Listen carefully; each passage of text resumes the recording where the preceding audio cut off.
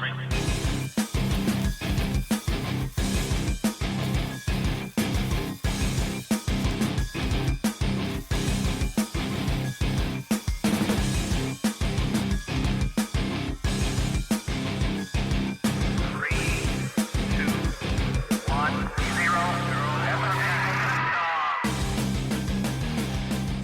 and welcome to Curtains Aboard in the post-truth apocalypse. I'm Ben. This week I'm hanging out with Mike. Hello. Claire. Hey. Pete's dead.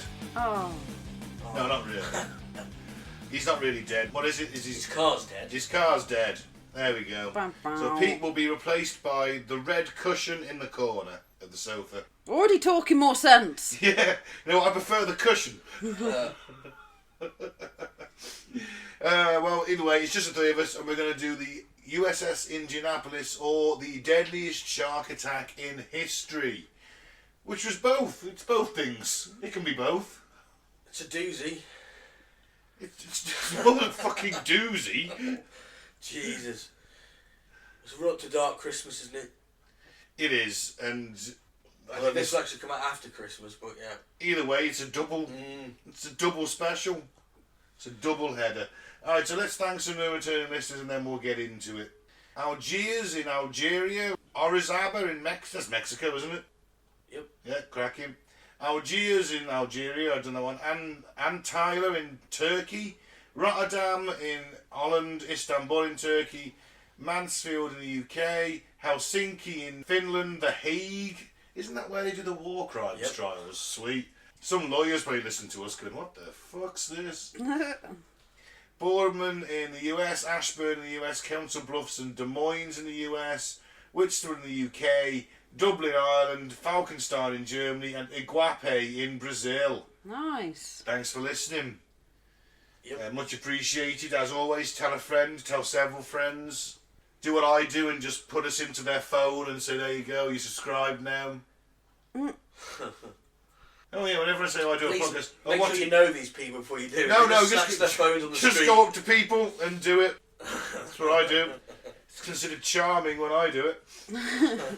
So before we get into the USS Indianapolis has got a more sort of dark, sinister background to it as well, because you know the A-bomb that they dropped on Japan. Yeah.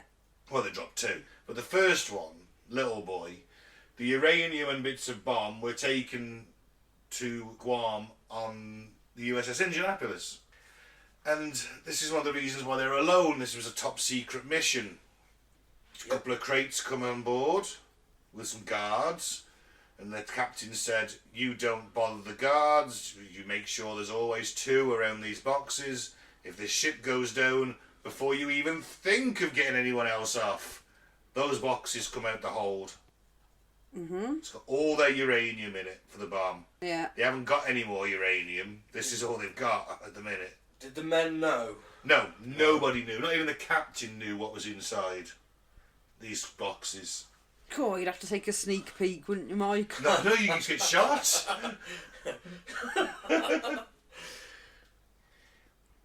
You're tempted though, wouldn't you? Yeah, You'd you'd ask be the two guards. Come on, man, aren't you even a little bit curious? Come on. I bet they had a peek. But the point is, the bomb was dropped because after the Battle of Okinawa, which was incredibly bloody for everybody involved, and the Japanese showing a willingness to either fight to the death, kill themselves because the American civilians were jumping off cliffs because they thought the Americans were going to kill and rape them and take their children and eat them. Eat them? Well, you know what, they've been demonised. They're devils, aren't they? The white devils coming to the shores. Power of propaganda, Clair. Propaganda. You should see the American propaganda on the about the Japanese. Yeah. I mean, for some reason, Bugs Bunny starred in an incredibly racist cartoon. Bugs Bunny was fighting the Japanese. Donald Duck was doing the Germans. You see. Weirdly, you'd think it'd be the other way around, with Donald being a sailor. Ah, right, yeah. You know, Okay. but, yeah, Bugs Bunny was in charge of the Japanese front, Okay. cartoon-wise. And there's some very, very racist stereotypes. You can't find that cartoon anymore. It was back then, wasn't it? Well, it's propaganda, isn't it? Yeah. It's complete Shocking. propaganda. But when Roosevelt started the Manhattan Project, which got onto the invention of the A-bomb, Truman didn't know about it until near enough the test. And when it was a successful test, you know, Oppenheimer, the film, Yeah. yeah. I have become death, the destroyer of worlds. When the bomb goes off, fantastic quote. That's awesome, isn't it? You know, it's metal as fuck. You've just literally invented a device that could, if you find enough of it, destroy the planet and kill every living person. And you, I have become death, the destroyer of worlds. And you're like, fuck yeah, Oppenheimer. Did he actually say it though? Not at the time, did he? No, he said it after, but I think he must have had a quote. When he lined found up. out that they'd done it, He just was said, there, oh, wasn't it? no, when they dropped the bomb. Oh, well, yeah. He did this at the test. Ah, When they right. tested, when they dropped Yeah. the bomb, he was probably like, ooh. He just said, oh, they've done it then, have they? Yeah, pretty much. Yeah, the Trinity test site it was done at, and it was described as beautiful and horrifying. But the point is, and it is beautiful and horrifying actually when you see that bomb go off, it's incredible. Do you know, I think it's terrifyingly beautiful. The big mushroom cloud. Yeah. I don't know about beautiful, but It's certainly If it was just the mushroom striking, isn't it? if it was just the mushroom cloud on its own, and you didn't know that an A-bomb had gone off, you're like, oh, look at that, man. it's intriguing. You're like, whoa. Well, it's whichever way you look at it, it's actually a pop culture symbol, isn't it? Yeah. The mushroom Of cloud. course it is, yeah. Anyway, Truman is like, okay, we reckon, Okinawa, let's go to Okinawa. 12,000 American soldiers dead, times 2 wounded usually, or 3 even sometimes.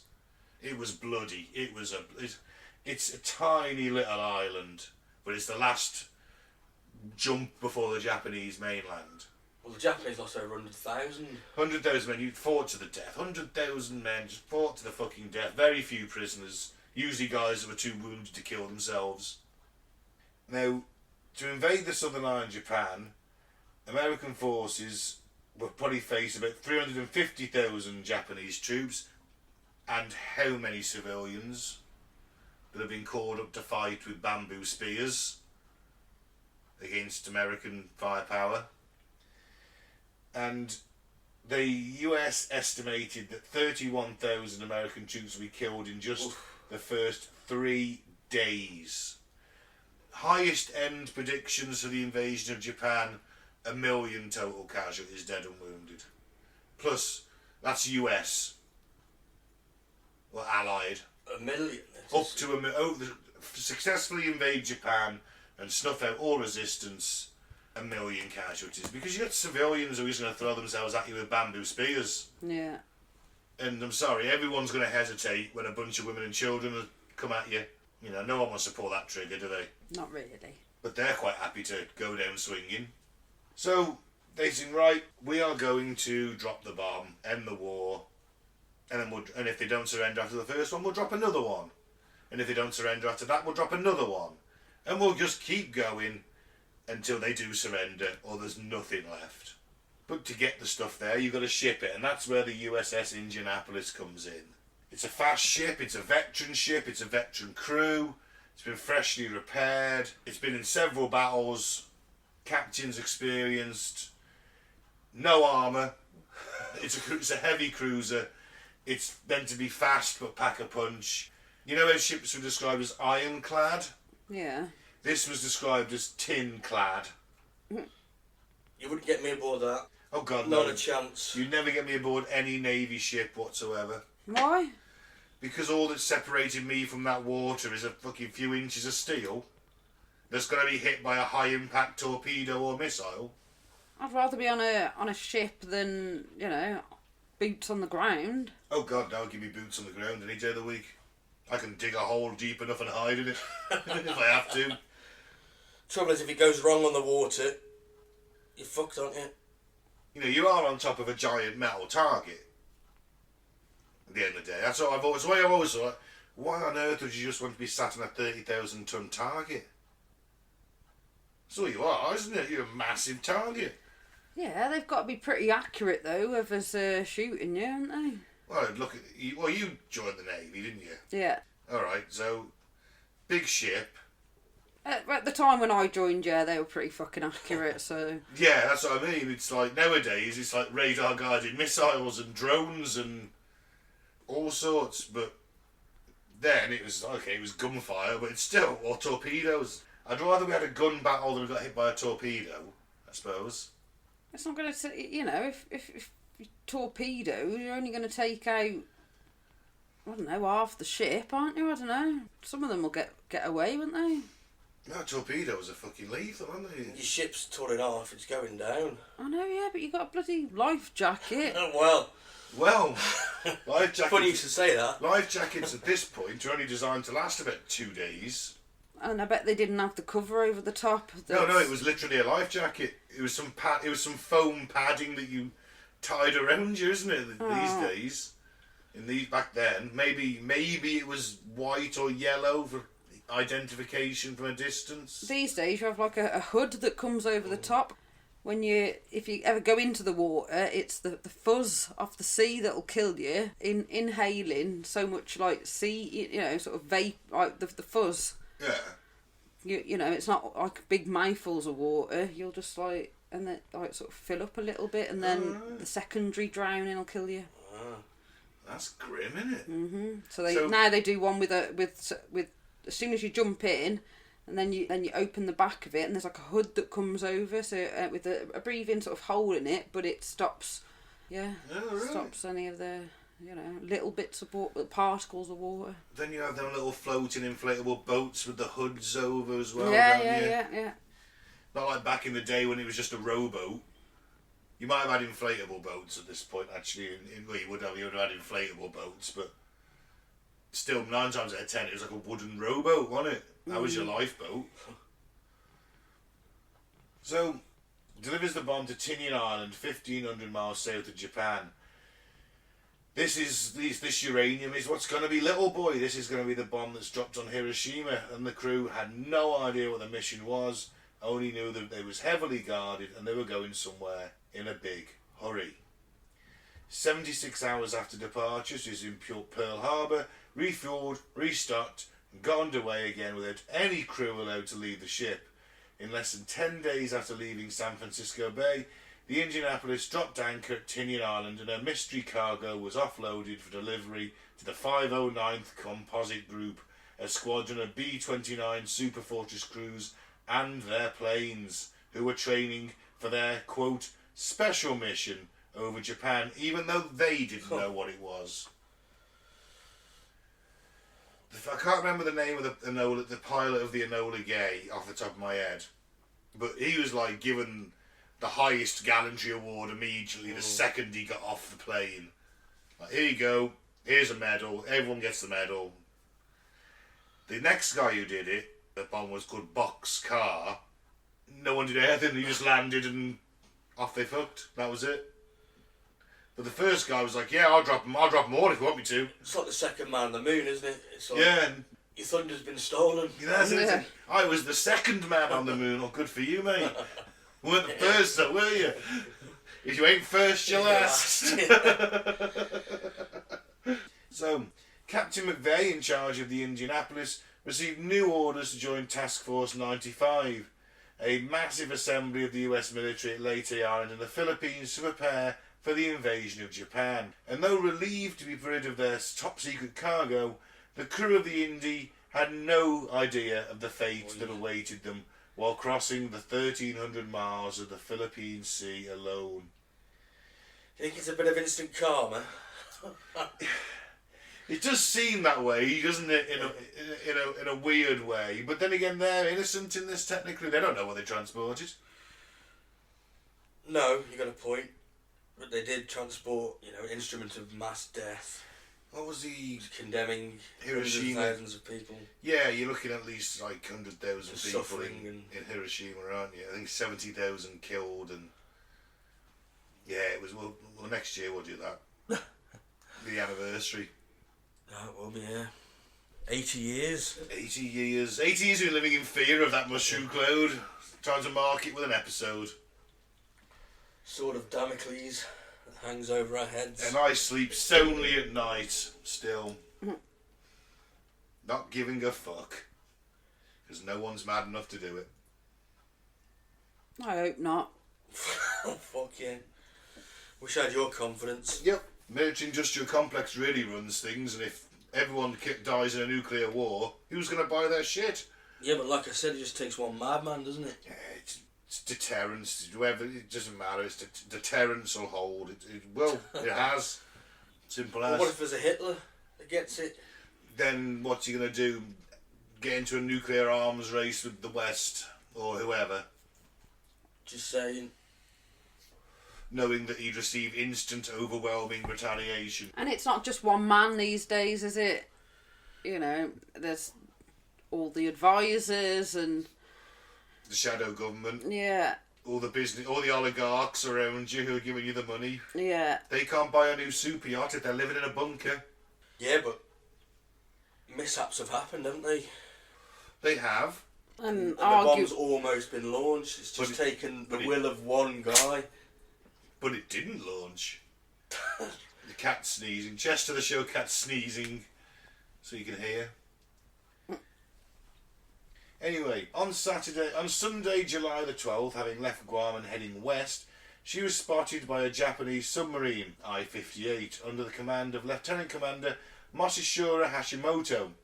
He immediately dove his sub to periscope depth and fired a spread of 6 Type 95 torpedoes at 2-second intervals at the US ship that was making way without following the usual zigzag pattern ships used to avoid torpedo attack.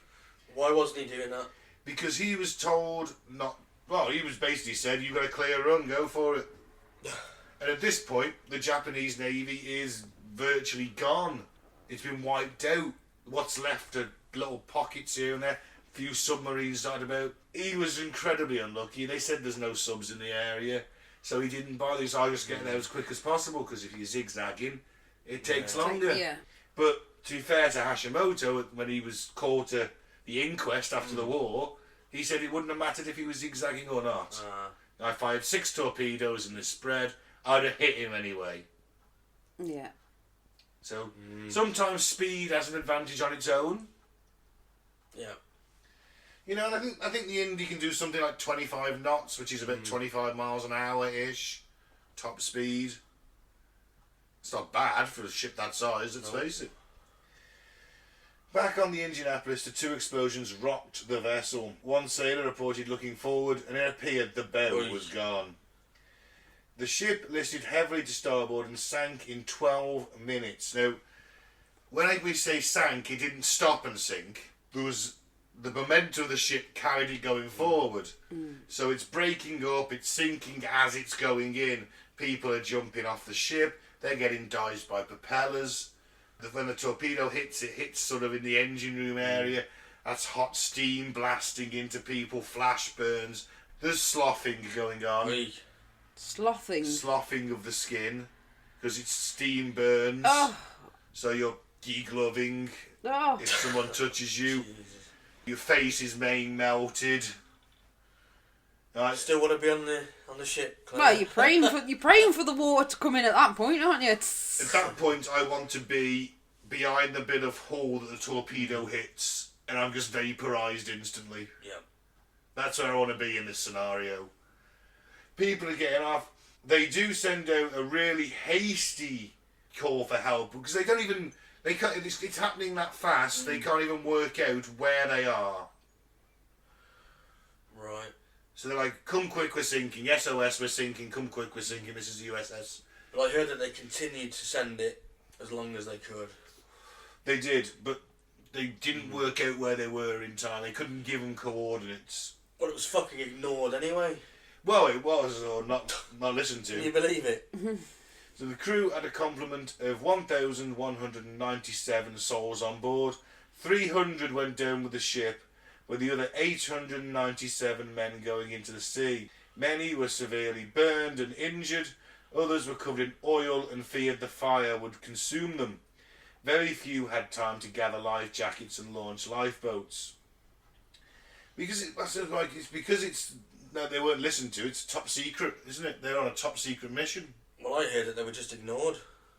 Well, that's what they do to top secret missions. Nothing to see here. It could have been a Japanese trick. Like a law ship. Because it had been done before. They law ships in. I know, but just to completely ignore it and just dismiss it.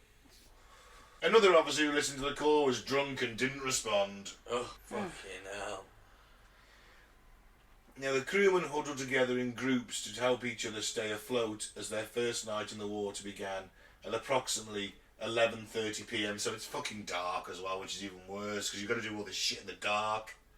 It's bad enough doing it in the day. Yeah. But at night, it's pitch black. You've just got the fires on the water. And eventually they're dying out. People around you screaming in agony. Yeah, burnt, skin sloughing off. Salt water getting into your burns and open wounds. And people drinking seawater and then going mad. Because the salt Yeah. dried up their brains and made them go insane. Yeah. A lot of them were killing their own people thinking they were Japs. Japanese people. They lost their minds. You can't say Japs anymore. You're not Bugs Bunny, mate. What's up, Doc? You can't drink seawater. How can you drink sea? Because you're desperate. You're just so going to spit thirsty. it back out, aren't you? When they all swallowed At first it does quench your thirst, but then of course the salt Yeah. reacts, salt content in your body. And remember as well, you swallowed a lot of it anyway. Yeah. But they did try and encourage me, hey, you've swallowed oil and water, seawater. Don't try not to vomit. Because you're losing fluid, you don't dehydrate yourself faster. Yeah. But think of the blood, think of the open wounds, the skin sloughing off. And because the ship had gone along for so many miles, these guys at first were spread out over about 2.5 miles. So there's this little clumps of men. And I was reading some accounts from some people, and they said when it rained, they were so desperate for the water, they'd open their mouths like the rain come in, but it was washing off their face, the oil. So more oil was going into their stomach, so they were being sick again, and Oh. Oh. It's a nightmare, isn't it? Yeah, I mean, before we get into the shark attacks, one of the more harrowing ones, this guy was so dehydrated, his eyeballs had started to bulge out, like halfway out of his skull. So he's getting sunburn Popeye.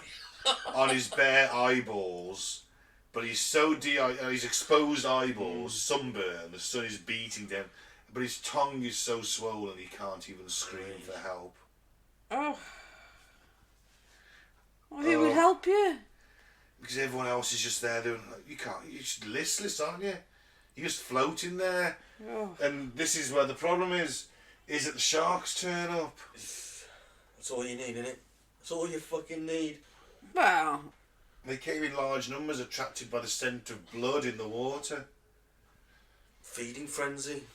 As the men in the water were attacked, they would splash and kick and punch at the sharks. And sometimes the sharks would swim away. More often than not, they would drag the men under. When daylight came, the sun bore down on their heads for hours without relief. And the water, as one survivor described it, was like wearing a mirror under your chin, your head being slowly roasted. And still, the sharks came. You've got accounts where some guy's got a guy next to him, and he's there like that. He's like, hey, you awake? No response. Lift him up. No legs. oh. It's not just the sharks, it's smaller fish. They're nipping at open wounds. Yeah. He's being eaten alive. Infection, all sorts. And Yeah. because and salt water getting straight into that open as you're being eaten slowly by small fish, but you're too weak to stop them. It's hell. Plus the ocean is the swells of the ocean, 10 to 12 foot swells. So just up and down, as the sun roasts you, sharks drag your friends down. God, you'd be praying for a shark to come and have you, wouldn't you? By the end, you know. Well, I don't know. I don't know. No matter how bad things get, I don't want to be eaten alive by a shark. Do you? So you wanna go up and down and roast, you know, Well, your brain roasting, no drink, no food, no nothing. Some groups do better than others. There's quite a large group of survivors with the captain. They've actually got a couple of rafts, some netting. They've even got some supplies, and they even found a crate of Lucky Strikes floating past. Did they? Yeah. I heard they Nice. found a crate of rotten potatoes. Yeah, they had a crate of rotten potatoes too. But hey, I'll eat a rotten potato. I couldn't give a fuck at that point. But some groups were just... It was like a portal to hell had opened up. you've got attempted rape. Attempted rape? Yeah. Guys just like going that mad with delirium that they are holding guys at knife point and saying like, I'm going to fuck you. I'm going to fuck you. Oh, God. Yeah. I never heard that. Yeah. Oh yeah. They don't. There's some really dark. There's cannibalism in this tale. Well, I could see that happening, you know. Rape. Yeah. But they're going mad. At one point, Mike, one group had to expend precious fucking energy going to get guys back from going underwater. It's like, hey, the Indy hasn't gone down. She's just down there under the surface, and there's an ice cream parlour and ginger ale stand, and it's all served by pin-up girls. We can just go down there and get it. We'll be fine. And they have to stop these guys going just swimming down, dragging them back up. Going, the sun beating in the Pacific Ocean, beating down. You got no water. Your mates are being eaten by sharks. Yeah, like a mirage, isn't it? Yeah. Reminds me of the Lord of the Rings. The dead marshes. Don't look at the lights. Oh, Don't yeah. Look at the lights. She has some quotes from the survivors. Yeah. So, Lyle Umenhofer, Seaman First Class. When I looked down... Lyle Umenhofer? Umenhofer. He sounds like a spy to me, German spy. Well, Hitler's nephew served in the US Navy in the Pacific. Did he? He did? Oh. And I can't remember his name, but his last name was Hitler. He was Hitler's sister's son. Being fucking... Yeah, funnily enough, they wouldn't let him go to the German front. Not because he was a spy, because it'd be too much of a coup if he was captured. Like, what's your name? Was ist dein Name? Hitler. Was?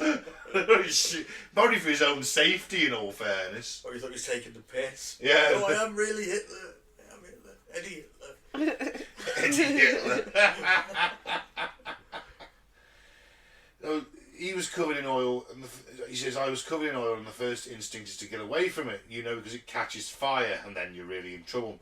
The first impulse is to swim away, so I did, and that was a little after midnight when it happened, and then by probably about 5 or 6 o'clock in the morning, I was still swimming. Didn't have anything, I didn't even have a life jacket, so I was swimming from midnight to 5:30 in the morning. Some of these guys had to pretty much swim the whole fucking time. Or at least hang on to something and vaguely kick their legs. Yeah. Cool.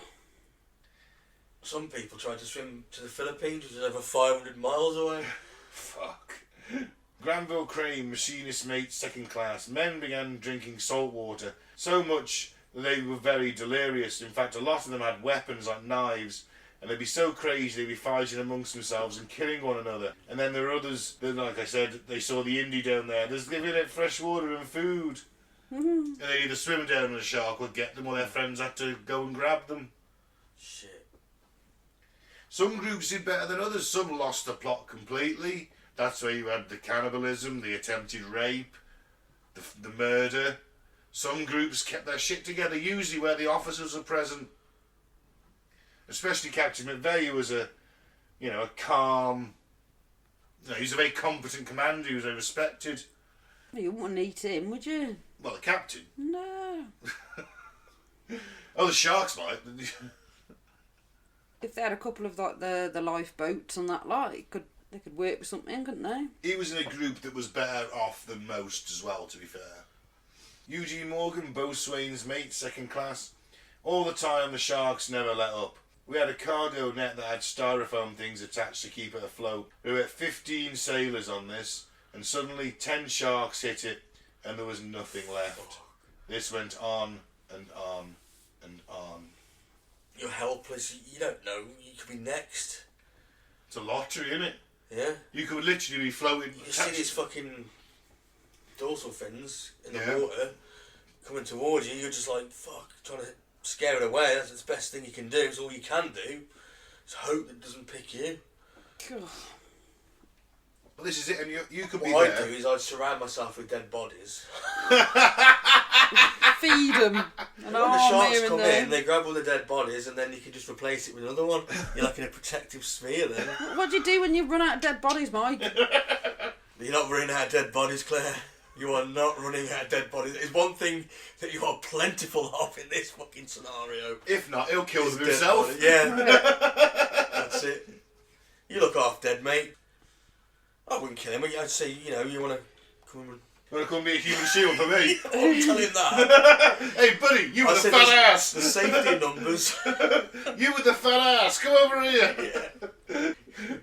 Oh man, the thing is, they're your crew, they're your mates. These are people you know.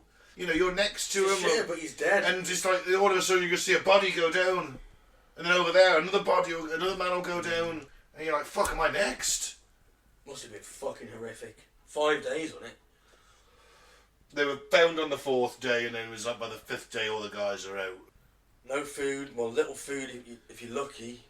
Yeah. Little water. Just a bit of rain that you have. Not even a fucking cigarette. And you know, from some of them, not if you found that crate of Lucky Strikes swimming past. I'd have been like, fucking. That's how they got spotted. The Lucky Strikes saved their bloody life. They were like using flares to light them. Were they? Yeah. Is that how they got spotted? Yeah, pretty much. Yeah. Wow. It was just by chance, wasn't it? Because it was some guy. He was doing a. It's like a flyby one or something. No, seek and destroy. He'd seen some oil and he thought, oh, maybe we've hit something and it's got away, so I'll follow this oil. And then he saw the life rafts and he thought initially it was a Japanese ship that had gone down, so he was just going to go in and rocket them to finish them off. It wasn't until he That realised would have been just fucking the cherry on the cake, wouldn't it? Oh, You see yeah. your plane coming in, oh, I'm saved. It just, Jesus, he's shooting at us. Yeah, man, there's even more blood in the water. The Yeah. sharks are thrashing. They drifted like 400 fucking miles as well. They drifted a ridiculous amount. Fuck.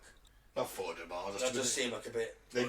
They drifted a long ass way away from where the ship sank. So even if they had got off the coordinates, it would have taken time for them to search shore and find them.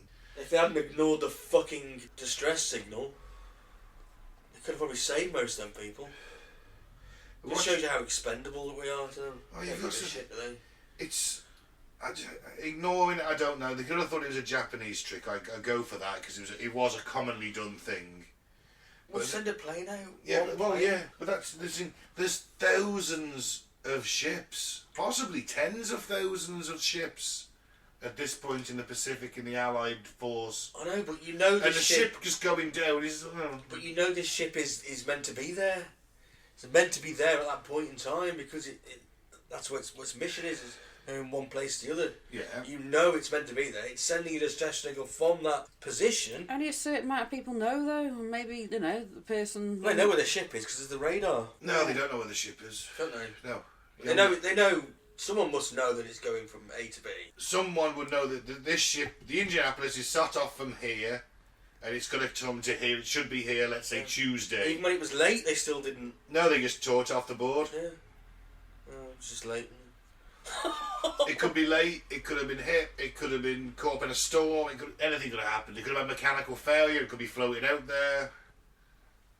But you think how lucky these guys were in getting found.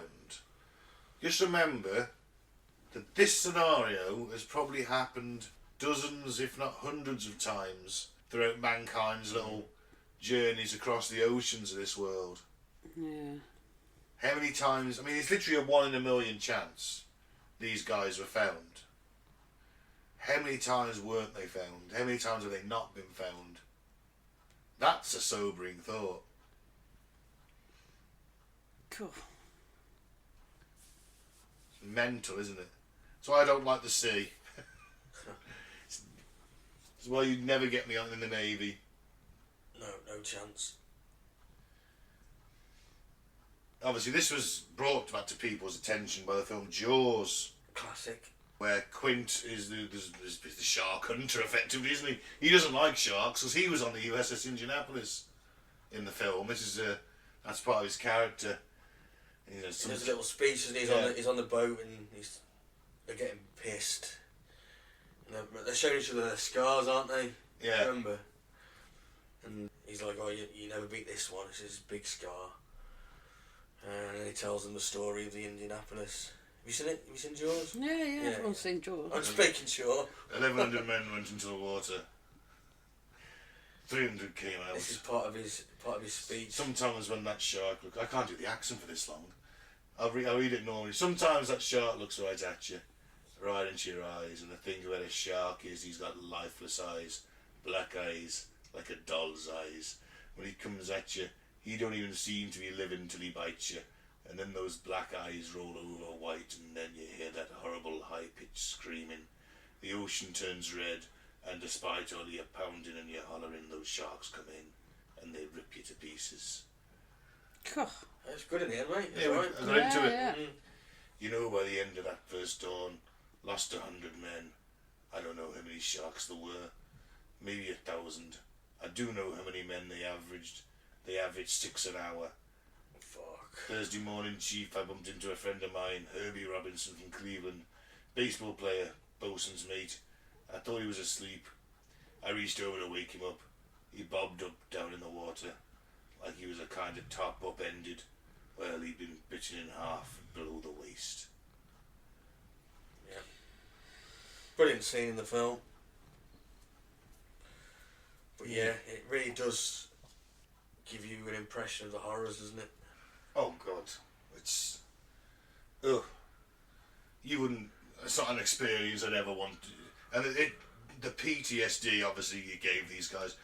A lot of these guys were like, they wouldn't go on the beach. They're not going to the sea. They're not going on a boat. No. Some of them didn't even take a bath. You know, they'd have to shower. They couldn't sit in the water. No. Fuck. And they definitely couldn't go to SeaWorld.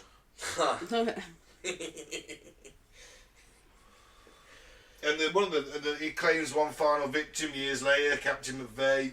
He writes out the condolence letters personally from his home, which is a bad thing. He doxed himself, and years later he keeps getting letters saying, "Hey, it'd be my son's birthday today if you hadn't have killed him." Oh, no way. Hey, Bastards. It's Christmas. Would have loved my husband here. It's your fault he's not, because McVeigh is demonised by the inquiry. Absolutely. Should have shocking. zigzagged. You weren't zigzagging. This is your fault. These men died because of you. Even though the Japanese submarine commander they call in, he's like, "Hey, buddy, no, I'd have got him anyway. I fired 6 torpedoes in a spread. Wouldn't have mattered. I'd have hit him."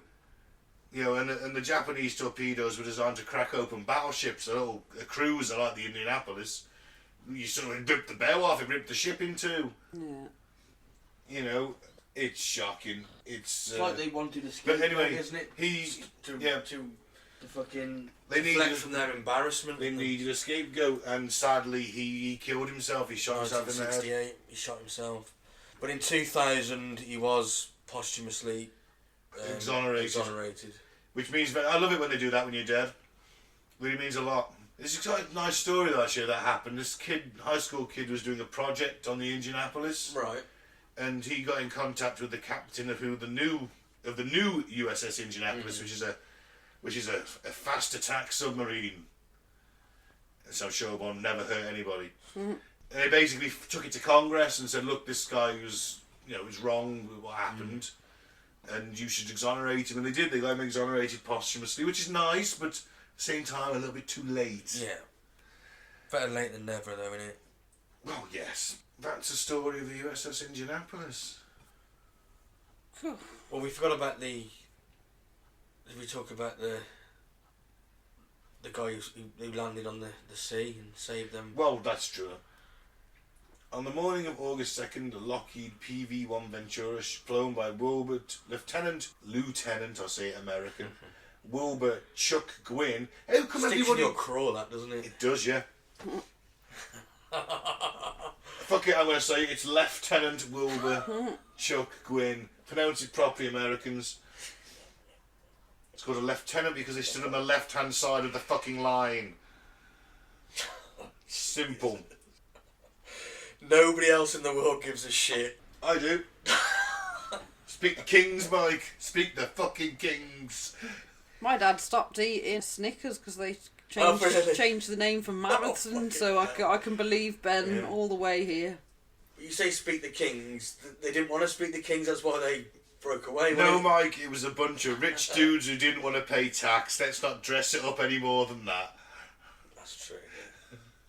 So all it is, look, we had to tax Just something. like this country and Yeah. Brexit. Yeah, exactly. Oh, funny that, isn't it? Yeah. Bunch of rich people convinced the rest of the country in their interests. So that you'd have to pay tax. Yeah. Funny. Yeah. Not ha-ha funny, but, you know. That's fucking tragic, funny. So they flew over the remaining men, dropped a life raft and a radio transmitter to them or radioed their position, and all available surface and air units responded immediately. First on the scene was a PBY Catalina piloted by Lieutenant Commander Robert A. Marks. He disobeyed orders not to land because they think, oh, there might be another submarine about. Maybe it's lurking, waiting for the rescuers. But he landed anyway in the 12-foot swells, damaging the aircraft in the process. He and his crew immediately began pulling men out of the water and into the plane and lashing them to the wings when there was no more room inside the plane. They saved 52 souls. You ain't strapping me to no fucking wing after I've had 4 days in the fucking ocean, You fucking am, because there's still fucking Your skin's sharks. gonna slough off as you was going I don't along. give a shit, I'm not getting eaten by any... I'm just seeing what's happening to me, mate. Get me on that fucking plane. I'm getting on that. Hey, what would Mr. T do in this scenario? He'd be getting on that. I ain't getting on no plane. Well, okay, stay here and fight the sharks. Actually, you would fight the You would sharks. fight the sharks. You wouldn't have had any shark attacks if Mr. T was there, would you? He'd have sung because of all the gold. Oh, that's true. Yes. Shit, what a tragic end. Oh no, Mr. T. Oh man, R.I.P. Mr. T. I was Twitter mates with him for a while. Yeah. Yeah, he had a chat about curling with him. I got into curling. That's curling the sport, not... Not shitting on people. Well, that's a Cleveland steamer, isn't it? Not curling. You know curling, Claire. Yes, Yeah. the ice things. Yeah, when one of the Winter Olympics as well, I got really hooked in it because it was always on at night when I came in from work, like Right. 2 a.m. Yeah. It was on. It was fucking amazing. Tension was Gripping. It was. The tension was unbearable. And Mr. T was also really into it. I was on the same thread as him talking about the curling match, and he interacted with me. Cool. There you go. It's my life claim to fame in recent years. That and Paul Heyman told me to fuck off. Who? Paul Heyman, he's from WWE. Yeah, so yes, they're rescued. Eventually, so 897 men went into the water. Only 312 came out. Sharks had the rest. Oh, Sharks, Or exposure, yeah. hypothermia. Some killed themselves, some killed each other. Dehydration. Remember, it's Dehydration. 4 to 5 days without water, with little water. Yeah, it's the worst shark attack in history and the worst sea disaster in US naval Could have history. been prevented Yeah. if they'd heeded the distress call at the beginning. I don't think the sinking could have been prevented. No. But the shark attacks certainly could have been Yes, that's very true. lessened in the severity of it. And a few days later, on August 6th at 9:30 a.m, the crew of the B-29 Enola Gay, flown by Colonel Paul Tibbets, that's his name, dropped Little Boy over Hiroshima, Japan. And just imagine if that torpedo ship, the submarine from the Japanese, had hit the... You just call it a torpedo ship. And I corrected myself. First of all, it's a boat, not a I ship. thought it was a submarine. It's a submarine, but they're referred to as boats. Alright, well, I corrected would have- myself. If that cushion representing Pete has just like looked at me with anger, a cushion Yeah. has done that. Yeah. Because you called his beloved Yeah. submarine a ship. Well, I'm sorry, I'm not... You know, sort of Bluff Cove, Bluff Nautical Cove. I don't know if ships and me boats, I'm afraid. Well, that's what Das Boot. Submarines are classed as boats, and ships that sit on the top of ships. I did correct myself instantly and said submarine. A submarine ship, a torpedo ship. That's fantastic. Torpedo boat, then? Yeah. No, because a torpedo boat is like a little speedboat. You just said a submarine was a boat. Yes, I know, but then ships are big, boats are little, boats are submarines too. It's still nautical, mate. Yeah, well, it still counts then, doesn't it? No, 'cause ships have to be a certain size. Whatever. I forgot my Flotation point now. What was I device. saying? Oh yeah, what if the submarine hit it before it delivered the bomb? Well, you wouldn't have the bomb. The war would have gone on. They'd have probably just got some. Well, what they'd have done is they'd have just used Fat Man, the second bomb, on Hiroshima Yeah, good point. instead. I was going to suggest it would have changed the whole course of history, but No, they'd have still dropped it. there would have only been one drop though instead of two. No, they'd have probably dropped another. They would have been. But you said they had no more uranium. Well, by the time they've got, they're working flat out to make more, though, aren't they? Would have Yeah, been a but while, yeah. but they would have kept They on would have still dropping just them. dropped that one, wouldn't they? I mean, the plan was they were going to drop until they surrendered. Yeah. That was it. You know, I mean, they'd already firebombed Tokyo. They were still contemplating it. Well, Is it we Kyoto? did enough damage without nuclear weapons, didn't we? It was Kyoto that was spared because one of the US generals had been there on his honeymoon and really liked it. It was historical. It's one of the oldest cities in Japan, so he spared it from the bombing list. Because he likes to go there on his holiday. Fuck me. He went there on his honeymoon. He didn't like to go there on his holidays off and just. Well, I imagine he would want to go back. Maybe one day. Yeah. You know, let's not bomb that. Very good, sir. Indubitably. Fucking psychopaths. Yes. It would have been an interesting conundrum. I still would have dropped it regardless, it doesn't matter. They'd have dropped some. They'd have dropped one. They wanted to. It definitely helped surrender. Yeah. Although I don't think the Russians invading Japan was a fear either. Takes a lot of time and effort to do amphibious landings. You know, you've got to build all the ships. You've got to train people to do it. Takes time.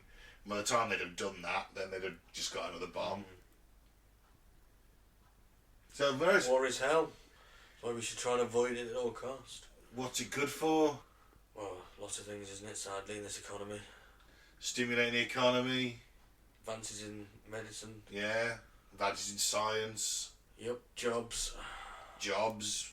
So we wouldn't advance in science and medicine we as would, much if No. Not as much now. Most advancements are made. During war. Yeah. All your plastic surgery comes from World War One and Two. Okay. Although there was one thing that came close to it. Peaceful mission to the moon, wasn't it? Oh yes, but that still came from war. The V2s were It did. direct descendants. But if we channel into something positive, you still get the benefits without the killing. Yeah, but we still. Well, for the ones that died in the launch pad. Well, there is that. But that's accidental, isn't it? Yeah. Well, no, because I mean, you're still launching V2s at London, and you wouldn't have bothered. You wouldn't have got the funding to do that without. Von Braun wouldn't have got the funding and time to do that right. without the Nazis. We wouldn't have got there that quick without World War II, would we? No, we got there eventually. It depends who was going to throw the time and money at him.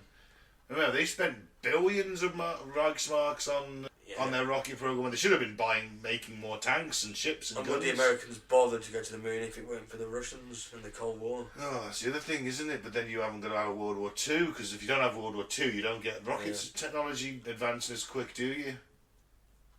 Claire's used to looking at me bored as shit. Because I don't believe we even stepped on the moon. Oh yes, you're a moon denier, yes. Yes. Well, let's not get into that too much. Yeah. Do you want to go to the moon? Do you want to hear my theory? Go on then. We went to the moon. Yep. Yeah. But what everybody saw was not what happened on the moon. That was what was staged by Stanley Kubrick. Right. Yeah. So the real tape of what happened on the moon when we met the aliens is in a secret vault somewhere. Met the aliens. Taking it a step further, eh, Mike? No, I watched something the other day about, like, you know, this guy that's trying to, like, debunk it and whatnot, and he's saying that the landing, the LEM, yeah? The Eagle. Yeah, the Eagle has landed, yeah. The astronaut and his backpack wouldn't have been able to fit out the bloody hole, the door. I think they figured that out. No, they didn't. Is that it? Is that what you base your whole... No, there was a whole load of things, but that's the clincher, isn't it? Well, that's the clincher, is it? Of course you can only get out the Some door. guy that just says you can't get out the door. Yeah, he says... He got out the door, so that theory falls flat. But he didn't, though, did he? Well, yeah, but whether he got out the door on the moon or got out the door in a studio, he still got out the door.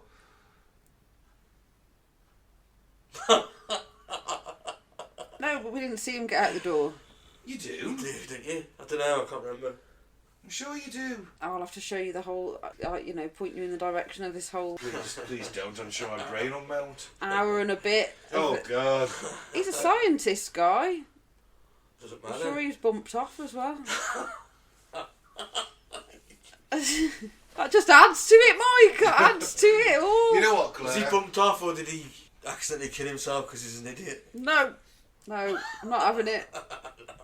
Or is And he- how can't you see the fucking stars?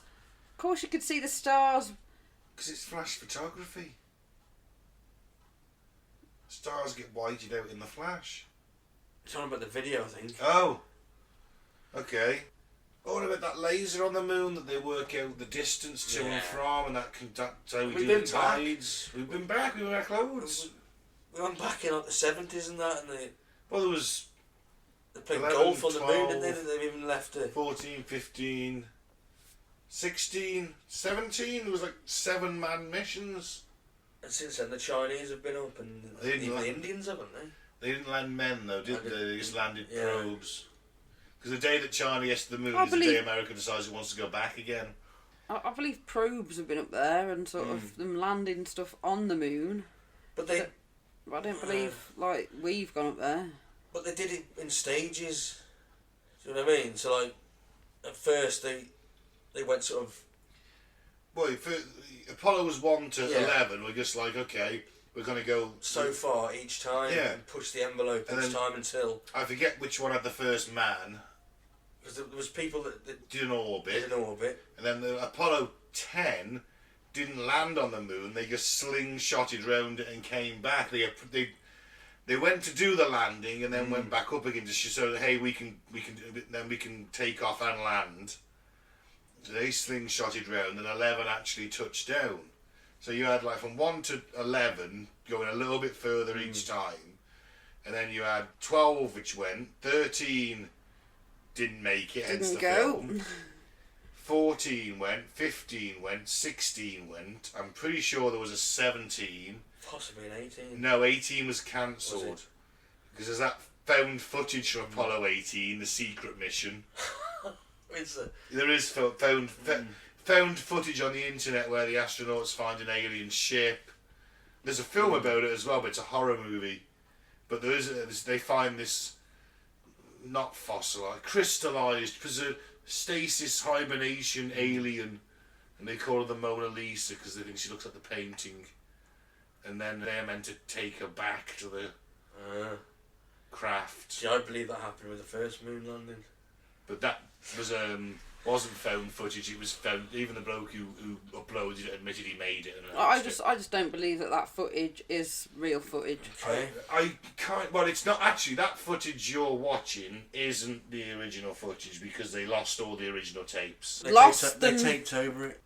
Yeah. They taped over Yeah. it. Can you believe it? So, but that's the signal was being bounced to the Australians first. I think the way the satellites were at the time. I think the Australians were getting it live first. Now, do you know why I think it was real? Go on then. Because the first people to cry foul would have been the Russians. And even they admitted it. Yeah, there's that.